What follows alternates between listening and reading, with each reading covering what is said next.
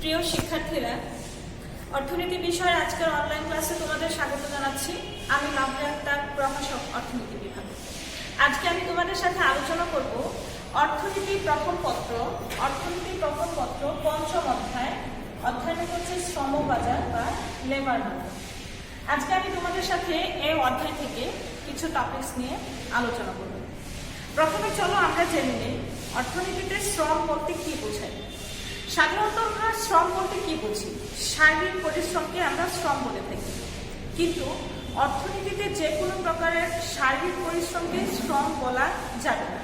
অর্থনীতিতে শ্রম বলতে অর্থনীতিতে উৎপাদন কার্যে ব্যবহৃত মানুষের শারীরিক ও মানসিক পরিশ্রম, যার বিনিময়ে অর্থ উপার্জিত হয়, তাকে শ্রম বলে। অর্থাৎ অর্থনীতিতে শুধুমাত্র উৎপাদন কার্যে বা আয় উপার্জনের কাজে নিয়োজিত যে কোনো প্রকারের শারীরিক এবং মানসিক পরিশ্রমকে বলে শ্রম। শ্রমের বৈশিষ্ট্য সম্পর্কে এখন আমরা আলোচনা করব শিক্ষার্থীরা। শ্রম হচ্ছে উৎপাদনের একটি জীবন্ত উপকরণ। শ্রমের যোগানদাতা কারা? শ্রমিকের যেহেতু জীবনী শক্তি আছে, তাই শ্রম হচ্ছে উৎপাদনের একটি জীবন্ত উপকরণ। শ্রমিক ও শ্রম অবিচ্ছেদ্য। শ্রমিক কর্মক্ষেত্রে নিজে উপস্থিত থেকে তার শ্রম বিক্রি করে, তাই শ্রমিক ও শ্রম অবিচ্ছেদ্য। শ্রম গতিশীল। শ্রমিক এক জায়গা থেকে অন্য জায়গায় তার নিজের তার শ্রমকে স্থানান্তর করতে পারে বলে শ্রম গতিশীল। শ্রম সক্রিয়। শ্রমিক নিজের কর্মক্ষেত্রে উপস্থিত থেকে তার শ্রম বিক্রি করে এবং শ্রমিকের জীবনী শক্তি আছে, তাই শ্রম উৎপাদনের একটি সক্রিয় উপকরণ। অধ্যাপক মার্শালের মতে শ্রমিক তার শ্রমকে বিক্রয় করে, কিন্তু নিজেকে বিক্রয় করে না। দর কষাকষি করার ক্ষমতা। শ্রমিক তার মালিক পক্ষের সাথে দর কষাকষি করে মজুরি নির্ধারণের ক্ষমতা রাখে। শিক্ষার্থীরা, এবার আমরা জানবো মজুরি কাকে বলে। মজুরি হচ্ছে কোন শ্রমিক তার শারীরিক ও মানসিক শ্রমের বিনিময়ে উৎপাদন কাজে অংশগ্রহণ করে পারিশ্রমিক বাবদ কোনো নির্দিষ্ট সময়ে যা উপার্জন করে তাকে মজুরি বলে।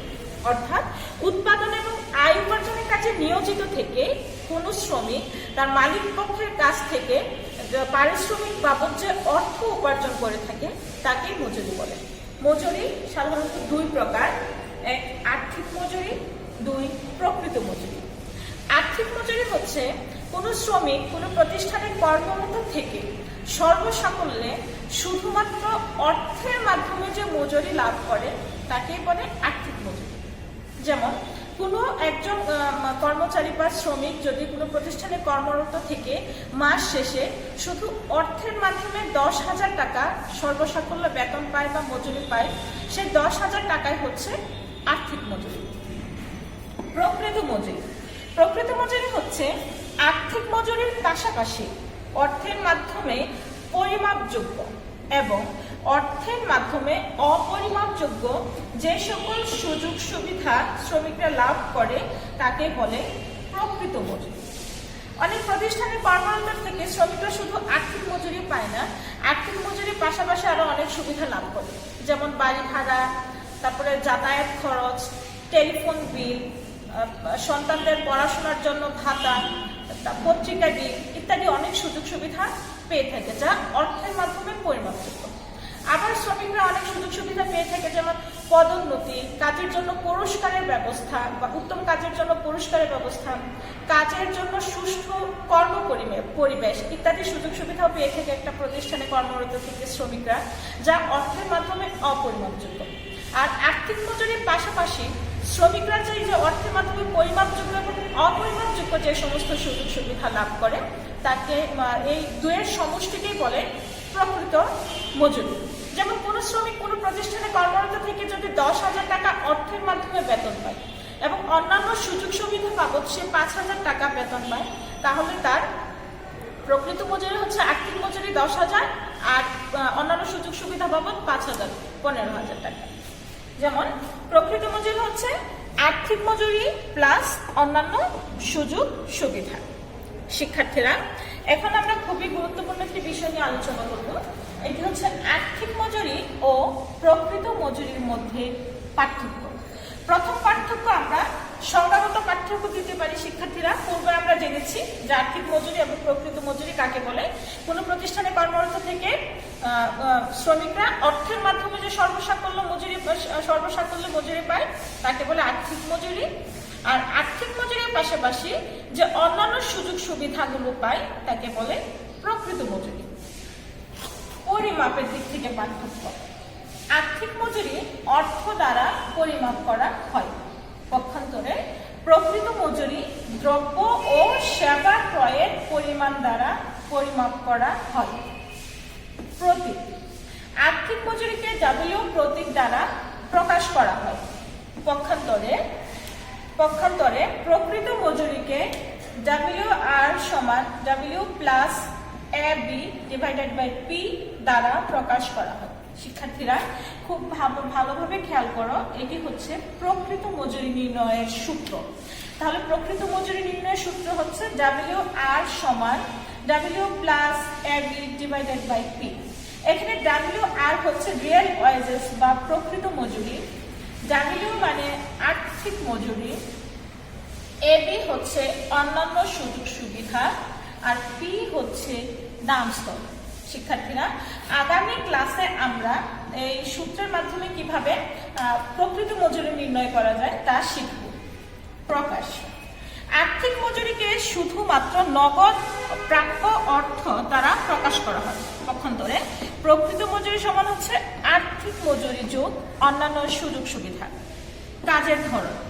সম্মানজনক কাজে আর্থিক মজুরি কম, কিন্তু ঝুঁকিপূর্ণ কাজে আর্থিক মজুরি বেশি হয়ে থাকে, পক্ষান্তরে কিন্তু সম্মানজনক কাজে প্রকৃত মজুরি বেশি আর ঝুঁকিপূর্ণ কাজে প্রকৃত মজুরি কম হয়ে থাকে। আবার পরিধির দিক থেকে যদি আমরা পার্থক্য করতে যাই শিক্ষার্থীরা, পরিধির দিক থেকে আর্থিক মজুরির আওতা বা পরিধি সংকীর্ণ, পক্ষান্তরে প্রকৃত মজুরির আওতা বা পরিধি বিস্তৃত, কারণ প্রকৃত মজুরির মধ্যে অন্তর্ভুক্ত থাকে আর্থিক মজুরি প্লাস অন্যান্য সুযোগ সুবিধা বাবদ প্রাপ্য অর্থ। হিসাব। আর্থিক মজুরি হিসাব করা তুলনামূলকভাবে সহজ, কিন্তু প্রকৃত মজুরি হিসাব করা তুলনামূলকভাবে কঠিন এবং অধিক সময় সাপেক্ষ। শিক্ষার্থীরা এবার আমরা দেখব একই পেশায় নিয়োজিত শ্রমিকের মজুরির পার্থক্যের কারণ। অর্থাৎ শ্রমিকরা একই পেশায় নিয়োজিত থাকা সত্ত্বেও একজন শ্রমিক অপেক্ষা অন্যজন শ্রমিকের মজুরি কেন বেশি বা কম হয় সেই সম্পর্কে আমরা আলোচনা করব। প্রথমে আমরা দেখব প্রথম বৈশিষ্ট্য হচ্ছে শিক্ষাগত যোগ্যতা। প্রথম কারণ, শিক্ষাগত যোগ্যতার কারণে একই পেশায় নিয়োজিত থেকেও একজন শ্রমিক অপেক্ষা অন্য শ্রমিকের মজুরি বেশি হয়ে যায়। একই পেশায় নিয়োজিত থেকেও যে শ্রমিকের শিক্ষাগত যোগ্যতা বেশি তার মজুরি বেশি হয়, যার শিক্ষাগত যোগ্যতা কম তার মজুরি কম হয়। অভিজ্ঞতা ও দক্ষতা। অভিজ্ঞতা এবং দক্ষতার কারণে একই পেশায় নিয়োজিত থেকেও একজন শ্রমিকের মজুরি এক রকম হয়। যে শ্রমিকের অভিজ্ঞতা আর দক্ষতা বেশি তার মজুরি বেশি হয়, আর যে শ্রমিকের অভিজ্ঞতা এবং দক্ষতা কম থাকে তার মজুরি কম হয়।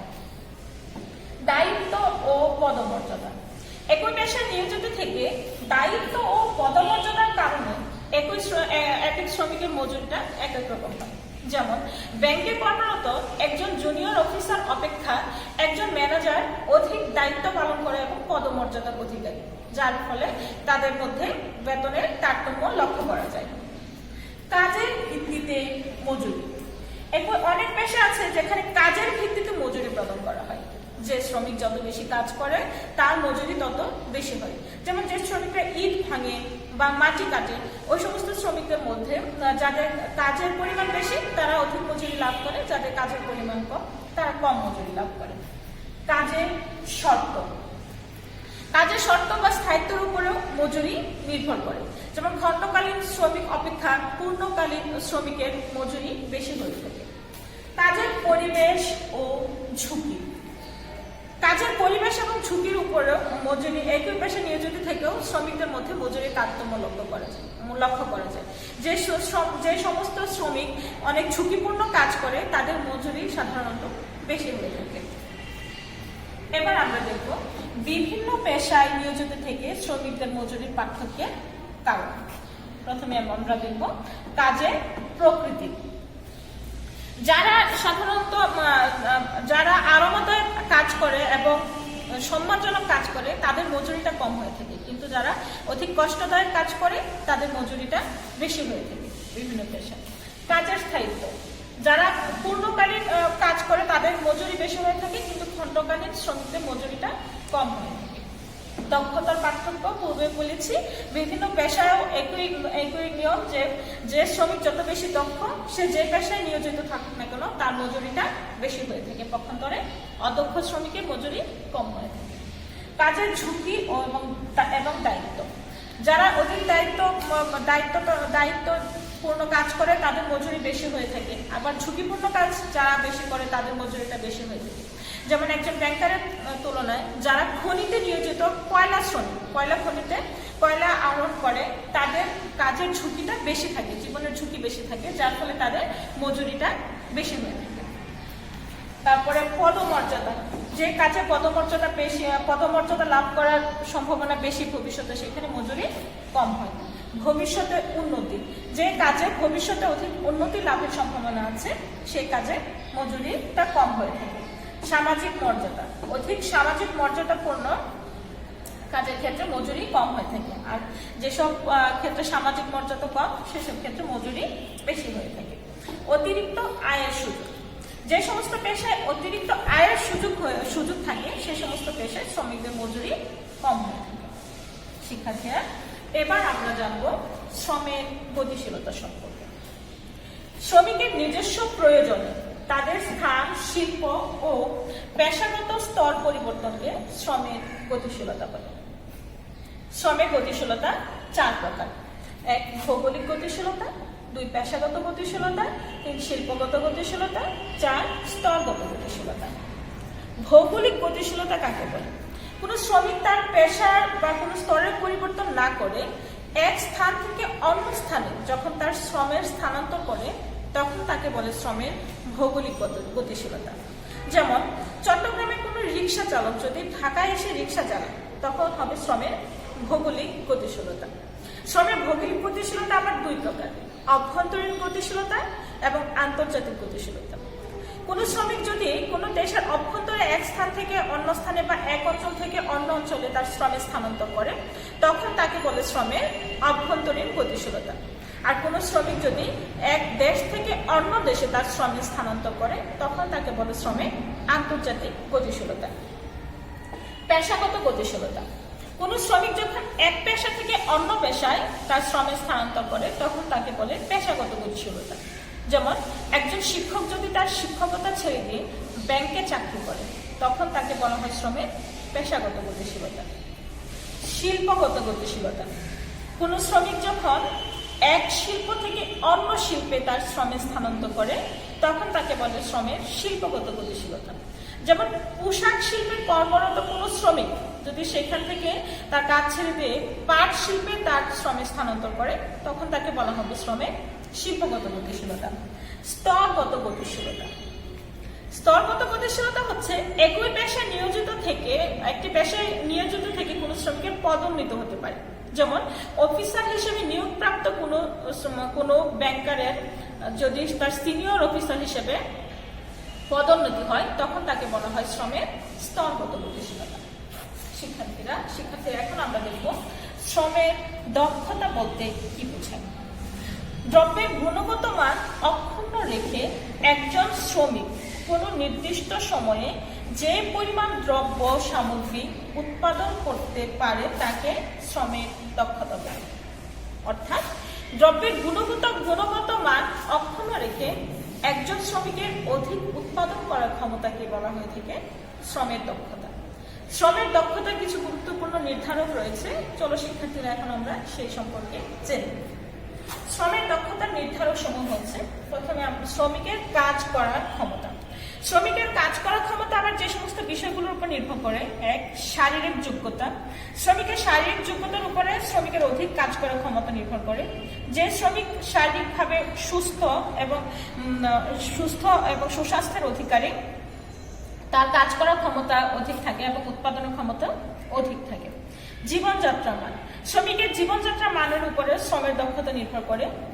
যে সমস্ত শ্রমিকের জীবনযাত্রা মান ভালো, উন্নত, তাদের কাজ করার ক্ষমতা অধিক। জলবায়ু, শীত প্রধান দেশের শ্রমিকরা অধিক সময় কাজ করতে পারে, ফলে তাদের উৎপাদন ক্ষমতা অধিক হয়। আবার যে সমস্ত দেশে গ্রীষ্ম প্রধান গরম বেশি, সেই সমস্ত দেশের শ্রমিকরা অল্প কাজ করে ক্লান্ত হয়ে যায়, যার ফলে তারা কম কাজ করতে পারে। জাতিগত গুণ, অনেক দেশের শ্রমিক জাতিগতভাবে সুস্বাস্থ্যের অধিকারী এবং তারা অধিক কাজ করতে পারে, সেই সমস্ত শ্রমিকদের উৎপাদন ক্ষমতাও অধিক বেশি হয়। শিক্ষা ও প্রশিক্ষণ, যে সমস্ত শ্রমিক শিক্ষিত এবং তাদের মধ্যে তারা সঠিকভাবে প্রশিক্ষণ প্রাপ্ত হতে পারে, তাদের কাজ করার ক্ষমতাটাও অধিক হয়ে থাকে। কাজ করার ইচ্ছা আবার যে সমস্ত বিষয়ের উপর নির্ভর করে, তা হচ্ছে শ্রমের বিশেষায়ন। যে শ্রমিকদেরকে তাদের দক্ষতা অনুযায়ী কাজে নিযুক্ত করলে, অর্থাৎ যে শ্রমিক যে কাজে দক্ষ, তাকে যদি সেই কাজে নিযুক্ত করা হয়, তাহলে শ্রমিকের কাজ করার ইচ্ছা বাড়ে এবং উৎপাদন বাড়ে। কারখানার পরিবেশ যদি ভালো হয়, সুন্দর হয় এবং শ্রমিকের কাজ করার অনুকূলে হয়, তাহলে সেখানে শ্রমিকরা কাজ করতে ইচ্ছুক থাকে, আনন্দ পায় এবং তাদের উৎপাদনও তারা অধিক পরিমাণে উৎপাদন করতে পারে। নিরাপত্তামূলক ব্যবস্থা, কর্মক্ষেত্রে শ্রমিকদের যদি নিরাপত্তার ব্যবস্থা করা যায়, তাহলে শ্রমিকরা নিশ্চিন্তে কাজ করতে পারে এবং তাদের অধিক সময় কাজ করে এবং উৎপাদন বাড়ে। কাজের সময়, কাজের পাশাপাশি শ্রমিকদের যদি বিনোদনের ব্যবস্থা করা যায়, তাহলে তাদের কাজের প্রতি উৎসাহ বাড়ে এবং তারা অধিক আনন্দ নিয়ে উৎপাদন কাজ পরিচালনা করে। কাজের শর্ত, শ্রমিকদের যদি উপযুক্তভাবে মজুরি প্রদান করা হয়, তারপরে তাদেরকে ভালো কাজের জন্য পুরস্কারের ব্যবস্থা করা যায়, পদোন্নতির ব্যবস্থা করা যায়, এইসব ব্যবস্থা থাকলে শ্রমিকদের কাজের প্রতি স্পৃহা বাড়ে এবং অধিক কাজ করতে পারে। সংগঠনের নৈপুণ্যের উপরেও শ্রমের দক্ষতা নির্ভর করে। সুদক্ষ সংগঠক যদি থাকে, যে সময় মতো প্রয়োজনীয় কাঁচামাল ও যন্ত্রপাতি যোগান দিবে, উপকরণের মধ্যে সুসমন্বয় সাধন করবে, শ্রমের বিশেষায়ন করতে পারবে এবং শ্রমিকদের কাজের সুষ্ঠু পরিবেশ তৈরি করে দিতে পারবে, সেখানে সেই সংগঠকের সাথে শ্রমিকরা কাজ করতে অধিক আনন্দ পাবে এবং তাদের পণ্যের উৎপাদন তারা অধিক পরিমাণে করতে পারবে। এবার আমরা যন্ত্রপাতির প্রকৃতি এবং উৎপাদন প্রণালী। যন্ত্রপাতির যদি আধুনিক যন্ত্রপাতি ব্যবহার করা হয় উৎপাদন ক্ষেত্রে, তাহলে শ্রমিকরা অধিক দক্ষতার সাথে কাজ করতে পারে। শিক্ষার্থীরা, আজকে যে টপিকসগুলো আমরা আলোচনা করলাম, শ্রম কাকে বলে, শ্রমের বৈশিষ্ট্য, আর্থিক মজুরি, প্রকৃত মজুরি, শ্রমের গতিশীলতা, এই বিষয়গুলো আজকে তোমরা বাসায় খুব ভালোভাবে পড়ে নিবে। আমি আশা করছি তোমরা বিষয়গুলো বুঝতে পেরেছ। আগামী ক্লাসে এই অধ্যায় থেকে আমরা নতুন টপিকসগুলো নিয়ে আমি আসবো। তোমরা ভালো থেকো, সুস্থ থেকো। আল্লাহ হাফেজ।